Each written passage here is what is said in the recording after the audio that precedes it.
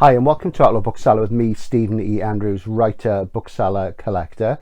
If you're new to the channel, just to put this into context, I've worked in the book industry as a bookseller, bookshop manager, copy editor and writer for 39 years. So what you hear today comes from the perspective of somebody who's involved with books intimately, constantly, and who speaks to more readers than any editor ever will, and also the more writer ever will. And that's been going on in my life for 40 years. So I can give you some perspectives from the professional end of things. And this is part of my Impositions series where I talk about my feelings about SF and related literature generally, and where I think things are going, where they've been and what the trends are, and what I'm finding enjoyable or challenging. You'll have seen in the thumbnail and in the title to draw you in to watch this video the question, is fantasy publishing destroying SF?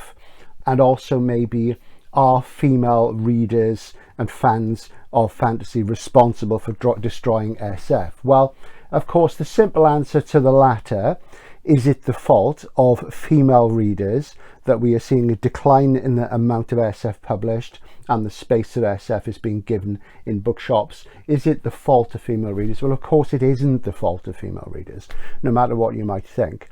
What it comes down to is the publishing. I'm going to talk about that today. And it seems to me that the real problem that we have at the moment is that there is still a strong association between fantasy and SF in the commercial merchandising of how books are sold. Science fiction and fantasy, SFF, are referred to in the same breath all the time in the book trade and in the wider world. And that's the problem. If you go in a bookshop, you will very, very, very rarely see science fiction and fantasy separated into two distinct categories and put on different shelving. It's always science fiction and fantasy, and where I work it's SF and fantasy. In some bookshops it's sci-fi, and fantasy, but the fact is they all get lumped in together. The reality is that this is only for historical reasons, and the real problem that there is in separating the two, which I have done successfully in the past as long ago as the 1980s, is that there are two distinct markets. They overlap sometimes, but there are two distinct markets. Science fiction and fantasy are different things once you understand them as genres, and this is where the initial problem lies. Now, if you go back to the dawn of the usage of science fiction from 1925, 1926 onwards, of course, there was a lot of fantasy being published in magazines like Weird Tales. When you get to the end of the 1930s and you get the definitive science fiction magazine, Astounding, you get people like these authors, Lynn Sprouter Cartman, Fletcher Pratt, writing these sort of books. This is the Complete Enchanter trilogy. And very often in these, scientific means or scientific sounding means are used to allow characters to escape into fantasy worlds. And there's often this thing, the whole debate about magic and science. How do you tell the one from the other? The very unhelpful Arthur C. Clarke quote, which is always used to muddy the waters. What it comes down to is this, is that fantasy is anachronistic. It relies on certain symbols and tropes, whereas science fiction is about the future. SF is about the future. Fantasy is really about the past, and it's about very old forms of storytelling. And the two things have grown more and more separate as time has gone on. Recently, I was rereading Norman Spinrad's Science Fiction in the Real World, published in 1993. And in that he was talking about the old adage of how SF is anything that has SF sort of printed on the cover, and how at that point, you know, that included fantasy because fantasy was in a lot of American publishers' SF lines. Well, I think things have changed since then. And the interesting thing, of course, is the fantasy boom didn't really get going until 1977. Do watch my video, The Artificial Fantasy Trilogy since 1977 on the channel. And that'll explain how Lester Del Rey, a science fiction writer, helped foster the fantasy boom through Terry Brooks and so on, and how really in that point things swelled. Until the sort of mid-80s, it was very hard to fill a bay of books in a bookshop. That's a downward row of shelves. That would be a bay there with fantasy books. There simply weren't enough published, but it was easy. You could, with SF, you could do it 3 or 4 times over easily. And the idea was that readers were moving from SF to fantasy. They weren't. They weren't doing that at all. Even then, I can tell you from my own experience, the majority of readers who were coming in and buying new books by David Eddings, Donaldson, Pratchett, all these, Raymond Feist, and writers beyond that, they weren't really reading SF. Some were reading both. notably fans of Michael Moorcock, who always straddled two things. A new sort of readership was being born. That new readership came up with the exploitation of Tolkien's work in the 70s and the 60s, where it really started to become really popular, because Tolkien wasn't a bestseller in the 50s. He didn't become a bestseller until social changes happened in America in the 70s, the hippies and what have you, and he was really popular then. Before that he wasn't, and he was always an outsider in fantasy circles. So we saw the market grow and change. Now, of course, if you go in a bookshop, what you will see if you look at the science fiction and fantasy section, and as I say, the two should be separated because they're different things. It's just that most booksellers do not have enough understanding or knowledge of the two genres to make a judgment call, and it can be difficult at times, but it can be done if you look at the simple dividing lines between the two genres, and they are simple. And so I cover this in my Elements of SF as well. There's a video about the difference between science fiction and fantasy. In the commercial sense, it's very, very easy. So with the more literary things, it's harder. With commercial SF and fantasy, it really is quite simple, and there's very few things which where the water is really muddy. But what you'll see is an awful lot of fantasy novels being stocked now and sold very successfully. And remember that booksellers' job is to sell books. It's not to make a sort of judgment call on what people should be reading. It's about what people want to read, and that's absolutely fine, because you should read for enjoyment. You should read what you like. What you'll see is that most of the new books by authors who've come around in the last sort of 10 or 15, 20 years, which are on the tables, on the shelves in large quantities and are selling really well, are by female authors. There was a time, of course, in SF and fantasy publishing when the reverse was the case. And for many, many decades, for historical reasons, and they're things we can't change, we can't go back, you know, things were different. Things have moved on considerably since the 1960s. These changes aren't new. They started in a big time then. Is that, you know, there used to be a male-dominated thing. And you can talk about that all you like, but there were female authors who were significant from the birth of SF as a named genre and fantasy round about the same time. Lee Brackett, C.L. Moore, Catherine MacLean, Zena Henderson, Judith Merrill, and you know, are young female readers and young male readers to that point reading these people today? I somehow doubt it. I don't sell that many. That is one thing for sure. And if you want to understand where we got to and how we got today, you really need to sort of pay these people fealty, the originators, and they're really good writers as well. You see a lot of books by female writers which are aimed at female readers. A lot of them have come out of YA. They're people who started writing to a younger audience, and they've brought their audience up with them. More often than not, this doesn't mean an increased level of literary sophistication. Much of the time, it just means more sex and violence. And, you know, that is a fact. And you can look at these things, and some of them really are quite pornographic. Now, I'm not making any moral judgment on that. I have no issue with that at all. I don't believe in censorship in a literary sense whatsoever. So the real point, though, is that there is a majority of female writers who are aiming at a predominantly female readership dominating the market at this point in time. That may change. Things do. However, we're in a sort of time when people talk about rebalancing a lot and being inclusive and diverse. The real fact is, though, is that sometimes it feels like vengeance. And at the moment, it seems to me that publishers are falling over themselves to sign up female writers who are going for a female readership predominantly, and you can say what you like and people can pick up and read what they like, but that is the way the cookie crumbles. Biology does not lie, unfortunately, and this is what I see every day. I see these predominantly female writers who have often come out of YA aiming their commercial focus at young female readers who are not well read in the field of science fiction or fantasy, and that's because they're young. That's fair enough. And of course, they're interested in what's new. That is the sort of curse of our culture, where people are still dominated by modernist thinking. I admit I am. Even though a lot of them are not from the modern period, they still think that what is happening now and new is more important than anything that's happened before in human history. Of course it isn't. There's perspective, and there's the books of the moment and the books of all time. As a great man once said, was it Voltaire? I can't remember. But the real point is that at the moment, there's a huge domination in the marketplace. And of course, you can't blame publishers in the same way you can't blame booksellers. Their job is to make money, is to sell things. So if certain trends are selling, then of course, that's absolutely fine. You sign up those authors, you cater to those new emergent markets which have been latent, and you know, you sell them and everybody's happy. Except, of course, everybody is not happy. Because the real problem is this linking of SF and fantasy. Now, it's not just a problem in terms of talking about genre. It's not just a problem of two separate markets, except it actually is. Because of the historic linking between science fiction and fantasy, which philosophically now are further ahead from each other than they've ever been. Because if you look at the SF that is still being published, a large amount of it is hard SF and is predominantly space opera. Now, space opera has a very different function, generally speaking, to fantasy. You know, the hard science people, if you look at things like Blind Sight by Peter Watson, does really, really well. If you look at something like All Systems Red by Martha Welsh, you know, there's a lot of hard science in those, even though, you know, she is arguably sort of aiming at a relatively young audience. She's a female writer. So if you haven't read the Murderbot books, do read the first one. It's good. After that, they're formulaic.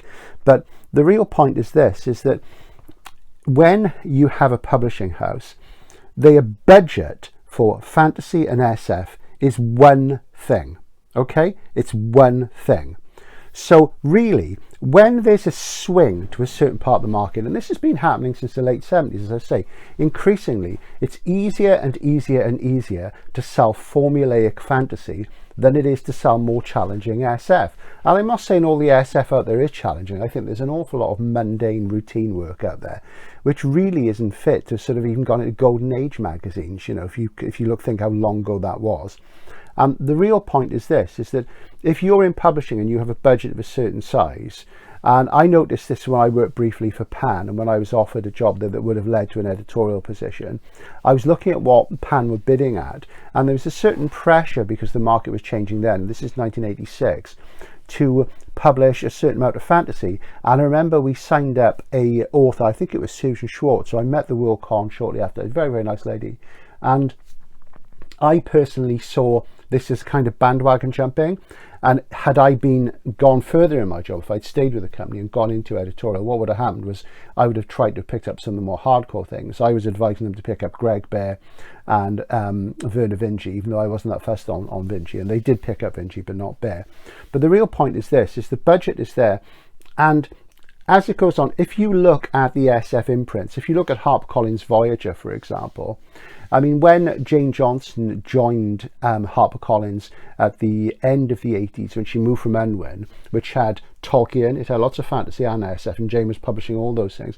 When she moved to HarperCollins, what you notice is an increasing influence of fantasy and less SF. Now, some of the stuff they used to publish was licensed, so it's different, so she had to let that go to other publishers if they outbid for the new licenses, but there was an increasing tendency to move away from SF into fantasy.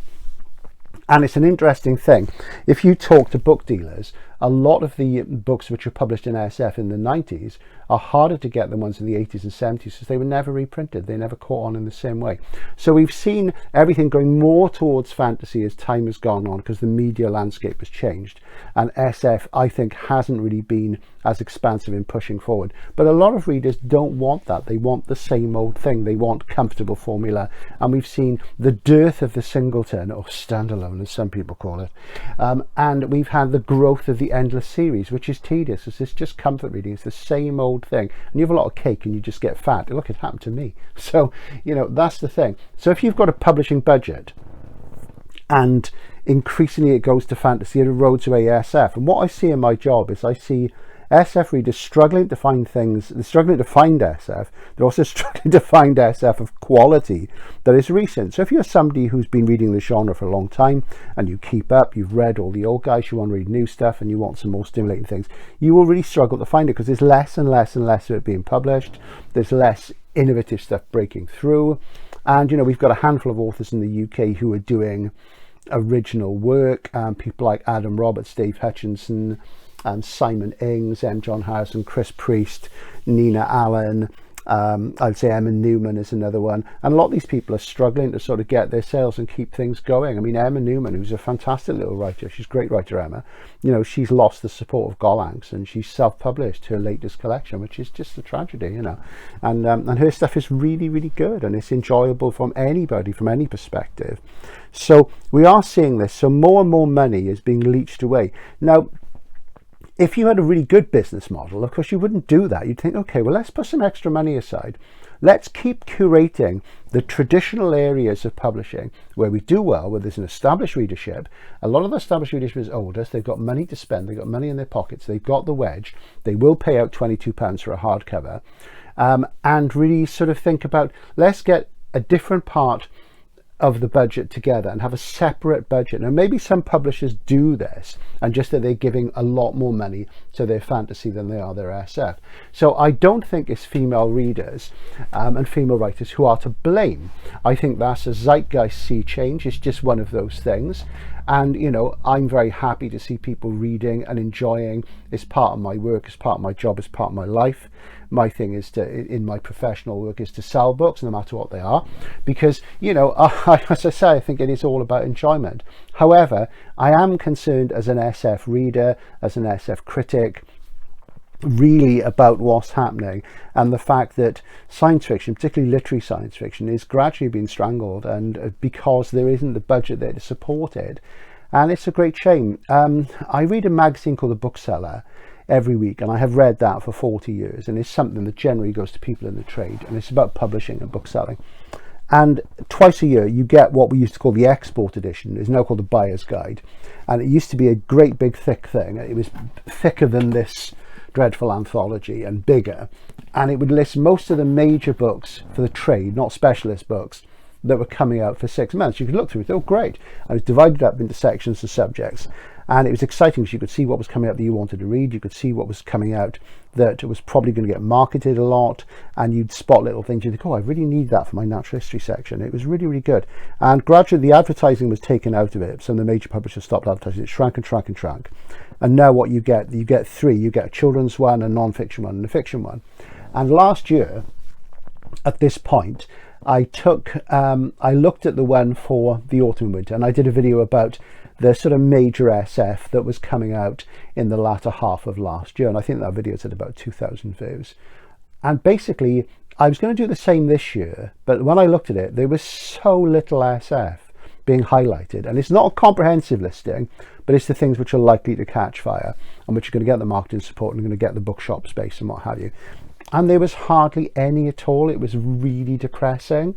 Most of it was fantasy.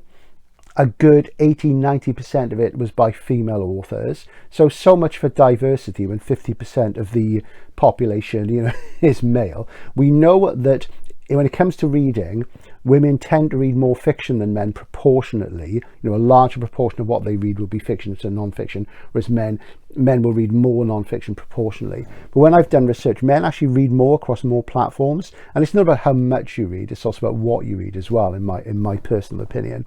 So, you know, science fiction really is suffering from neglect at the hands of publishers. It's not really being curated very well.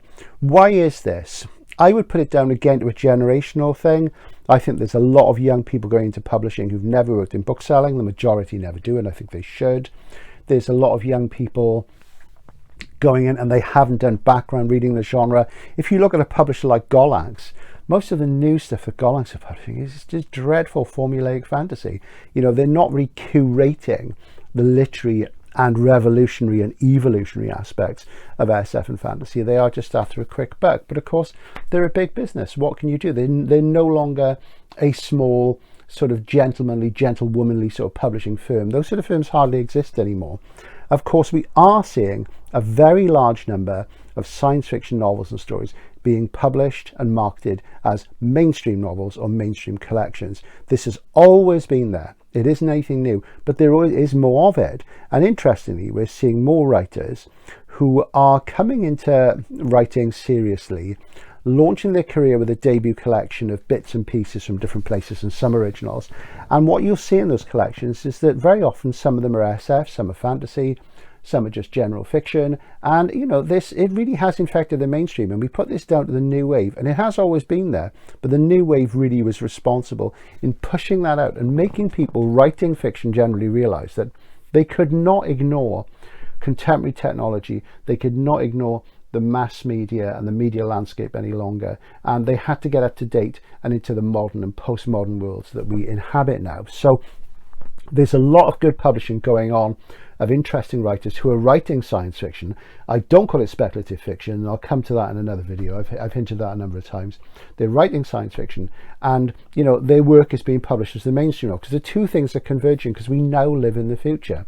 What's interesting is that more and more readers, particularly I would say even younger ones, are noticing that there are books which are SF being published as mainstream novels. And at the moment, Martin McInnes's In Ascension, which is in the Booker Prize long list, which I reviewed on the channel as arguably the best SF novel published this year, some months back. I mean, that looks like a mainstream novel, and people are picking it up, and people who don't read SF are reading it, and it's a big dumb object first contact novel. I mean, it's entry-level stuff on a conceptual level. It's just a question of how well written it is.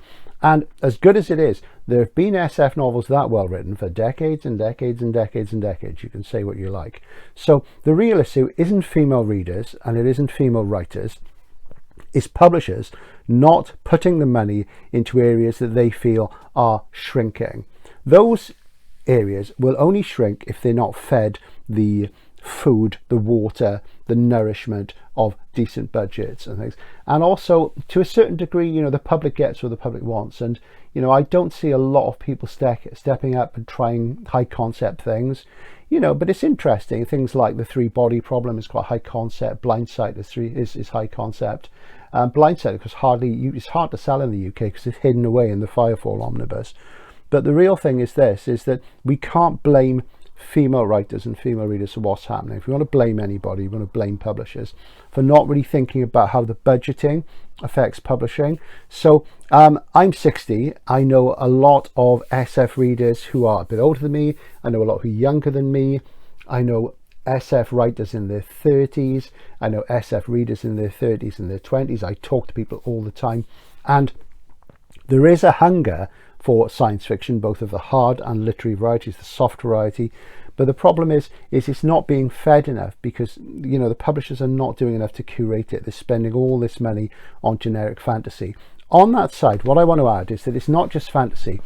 A lot of the fantasy that's being published these days, written mostly by female authors, aimed mostly at female readers, because it is sort of really just romance with tropes glazed over the top. And we're seeing a renaissance of romance, and that's sort of the small R of love stories in all sorts of genres. We're seeing them combined with crime. We're seeing them combined in all sorts of ways. And if you look around Bookshop, you will see there's a very popular thing. There's a resurgence of the popular contemporary romance novel, and it's going into all genres and all areas. So it's a different world, so we have to deal with that. So it isn't the fault of young female readers and female writers at all. Having said that, I do wonder if those readers will ever step up and will ever read beyond the obvious. They may get as far as The Handmaid's Tale. Will they ever read Charnas? Will they ever read Joanna Russ, James Tiptree Jr., Ursula Le Guin? The fact is that these are the people, Angela Carter, these are the people who sort of really founded feminism and pushed feminism and all its implications for diversity and inclusivity and, a more mature world. This started in the 1960s, but people think that all this stuff is new, and it isn't. So, I often recommend Le Guin's trilogy, the Earthsea trilogy, to young female readers who've been reading things like Sarah J. Maas. And, sometimes I think, they're not going to manage this level of sophistication, or maybe they will. Maybe they just need, to pick up something up. And I was talking to a lady the other day about this, and I said, she was a little bit older. She was probably about 30. And I said, she said, are there female characters? I said, yes. I said, it begins with male characters, but it shows how as men age, they become less powerful, and women arguably become more powerful. So it's very interesting. It's about magic being in words. So all that stuff comes into it. So, let's not blame the other half of the human race, guys. They're not responsible. But there is a certain thing where if you're reading the fantastic, you will be reading the anachronistic. If you're talking about science fiction, you're talking about something else that should be groundbreaking, innovative, revolutionary and evolutionary. And sadly, a lot of the time it's not. So, if you're just there and you're a male SF reader and you're only reading Adrian Tchaikovsky, Alistair Reynolds, Neil Asher, and you're hungover on E.M. Banks and that, do look beyond space opera. Look at what other people are doing. Look what Adam Roberts is doing. Look at what Dave Hutchinson is doing. Look at what people like Priest and M. John Harrison are doing. You know, there's interesting writers out there, there's younger writers out there. James Smythe is really good. And, you know, please, you know, don't let SF be strangled and destroyed because you're sitting in a narrow little box, and, you know, you've got to expand outward and read your masterworks and what have you.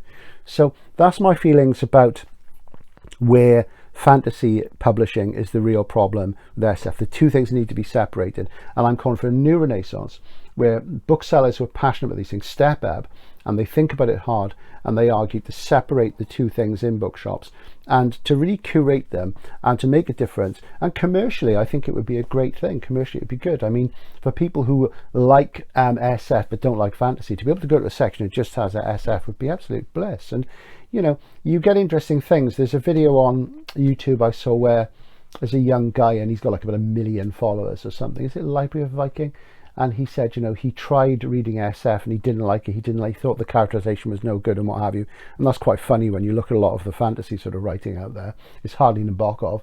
But the point really is this, is that, you know, the two things are different and they have different readerships. They have different philosophies. Occasionally they cross over, and where they cross over is in terms of where the quality is. So, you know, let's sort of think about how maybe we could influence publishers to sort of think a bit more about using their budgets differently, and how bookshops could maybe separate the two things out, and we'd have a new renaissance. Maybe it'll happen. It probably won't, but that's what I think about it. This is Outlaw Bookseller, signing off for now. Bye.